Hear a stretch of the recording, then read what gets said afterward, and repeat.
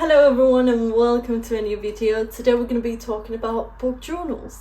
So if you were thinking about starting to book journal, or you just want some ideas, or you're just wondering why do people book journal at all, this is your video. We're going to divide the video into three parts. The first one, why I decided to book journal and why I kept going. Then we've got the second and best part if you ask me, because I'm going to show you my book journals and what I use them for. That way you can get some ideas and just get some inspiration in case you want to start, or in case you're a bit like, what should I do? A bit of a spoiler, these are the books journal that I have. One of them is a film journal, but you'll see what I use them for and you'll get some ideas of your own. And the last part is going to be some other options that I don't normally use because they're not really my cup of tea, but that you might like and might work for you. So let's go for it.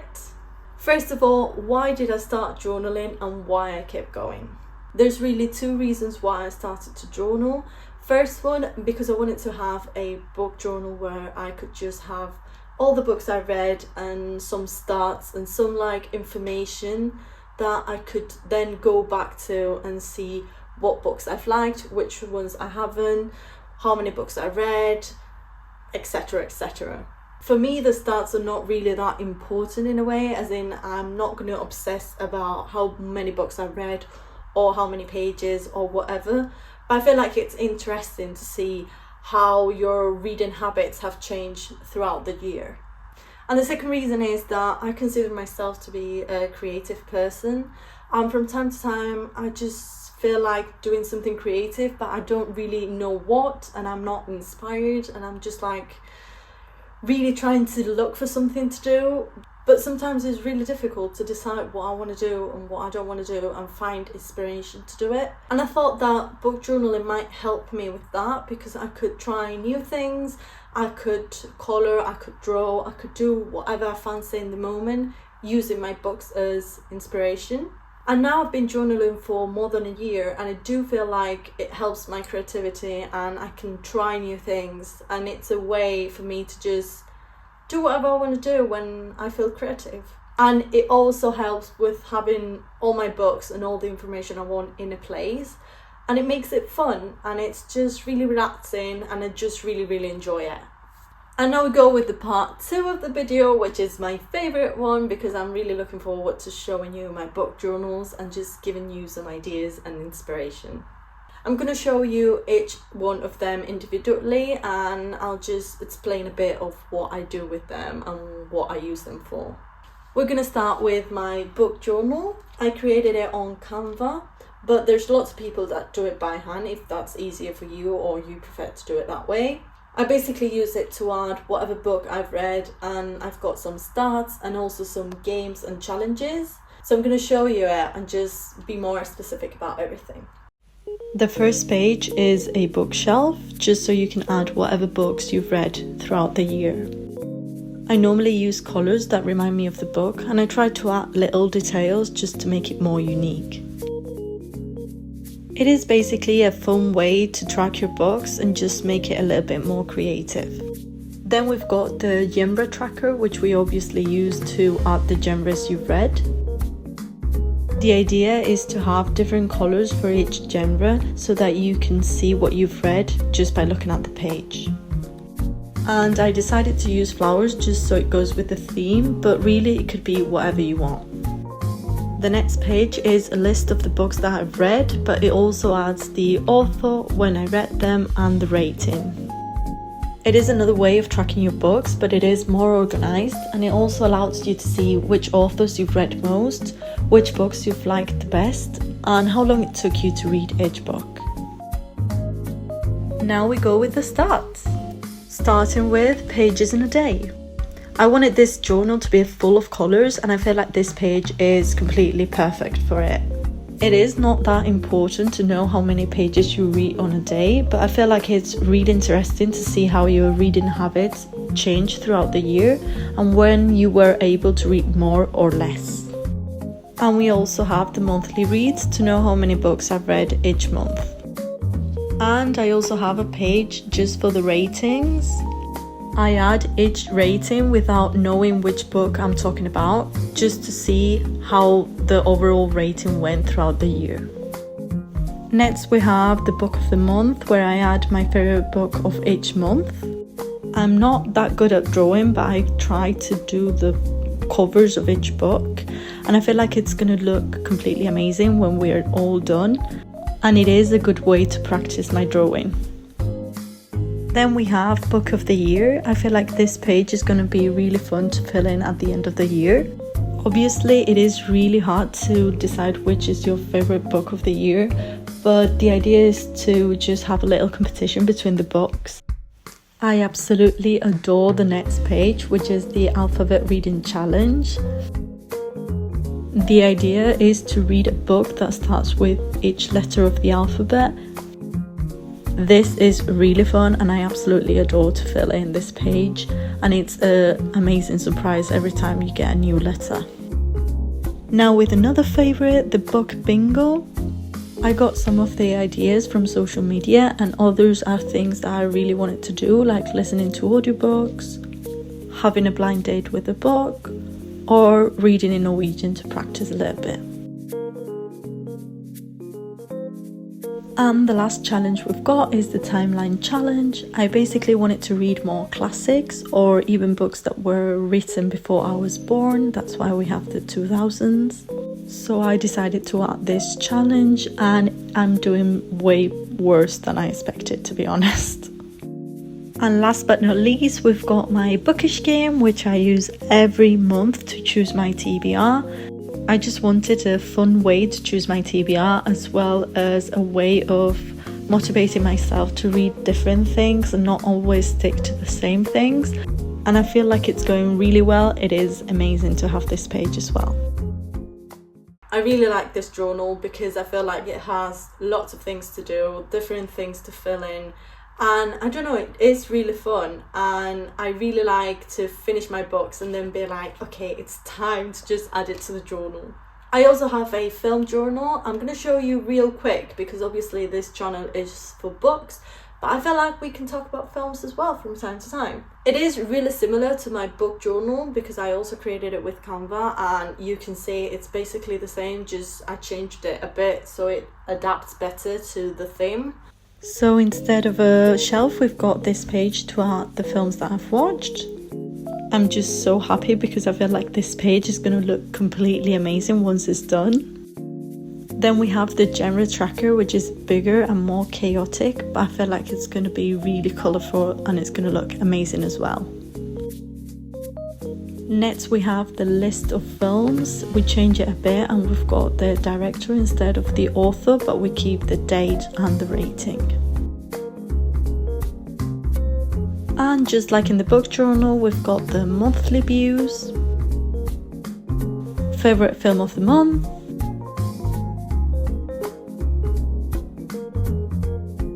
film of the year, the alphabet challenge,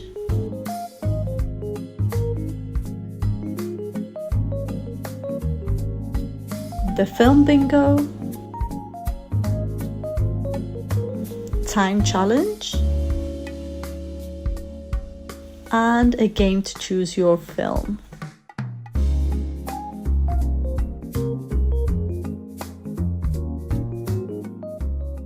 Then we've got this little notebook that I don't really know what to call it, but I'm going to say it's like a creative journal. I basically use it when I have an idea in mind and I want to be creative. Whenever I've got an idea, whenever I fancy drawing, colouring, writing, I just go for this notebook and just try new things. Lately I've been using it to add the books that my family and friends recommended and trying to make a little bit of a book journal, junk journal, just using things I've got at home.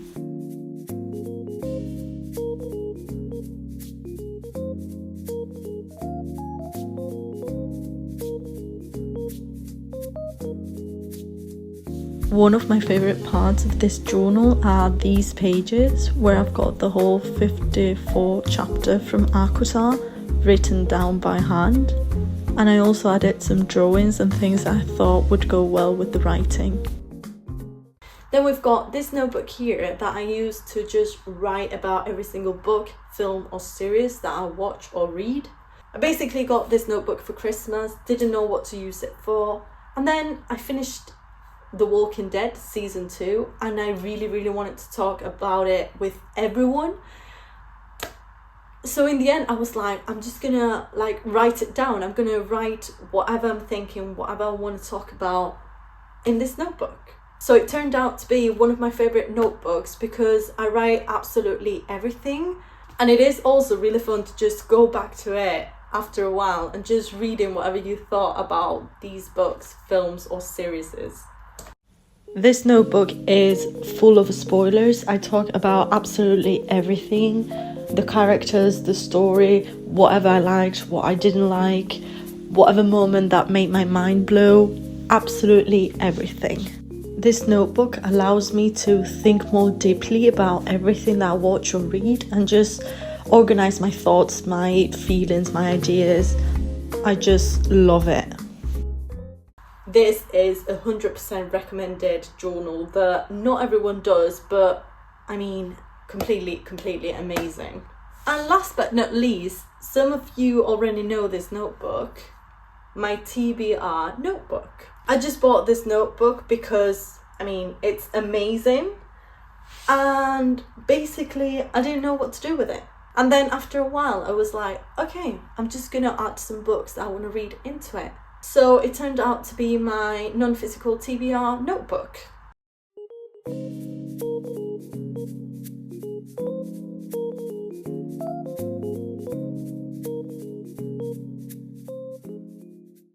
And those would be every single notebook journal I've got. I hope you've got some ideas and I hope you've liked them. Just a little reminder, because I myself need to remind this from time to time. It doesn't matter if it doesn't turn out the way you want it to. It doesn't matter if it looks uglier than you expected. It is magical that you're doing it. It is completely amazing that you can create a new hobby out of another hobby. And we just need to enjoy it and stop thinking that it needs to be perfect, because it doesn't.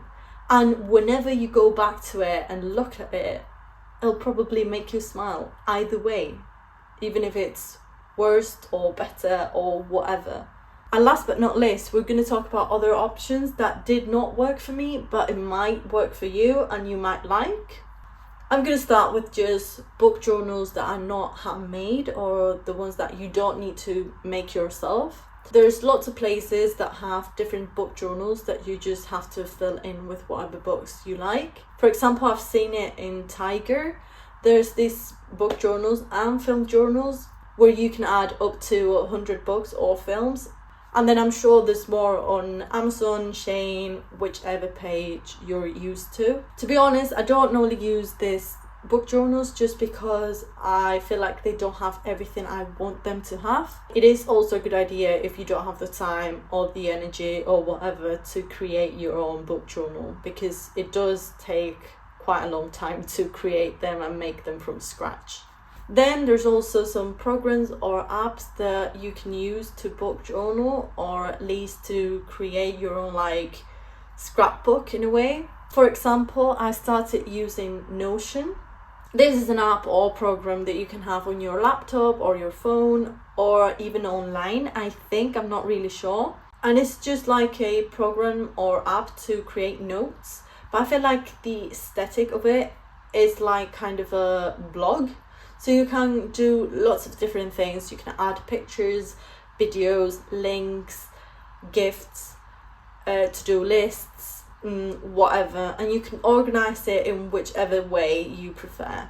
It does look amazing and I really like it. I feel like you can do lots and lots of things with Notion. The only problem is that I feel like it's a bit difficult to use. So it does take time to get used to and to really learn what you can do or not do. There's lots of tutorials, there's lots of videos of people using it, but it was just too much for me. It was really frustrating. I couldn't get it to work and I don't know, it was not really for me. And obviously there's some apps that you can also use just to track your books, do some journaling, whatever you fancy. I haven't tried many, so I'm just going to leave you some here that I've seen online, but you'll have to check them yourself because I haven't really done it. I'm sorry. But I do use, and I'm going to recommend Storygraph. Basically, I started using it because it has lots of stats. It tells you about the genres you've read, the authors, how many books. Now they've added a strike as well, so you can like see how many days you've read on a row. It basically has lots of stats, and it's the main reason I started using it, but I'm really happy with it. And that would be all. I hope you've liked the video. I hope that I gave you some ideas, and if you're thinking about journaling, just go for it because you're not going to regret it. As always, don't forget to subscribe. You can also follow me on social media if you want. It is always appreciated if you can like and share the video as well. And once again, thank you very much for watching. Bye!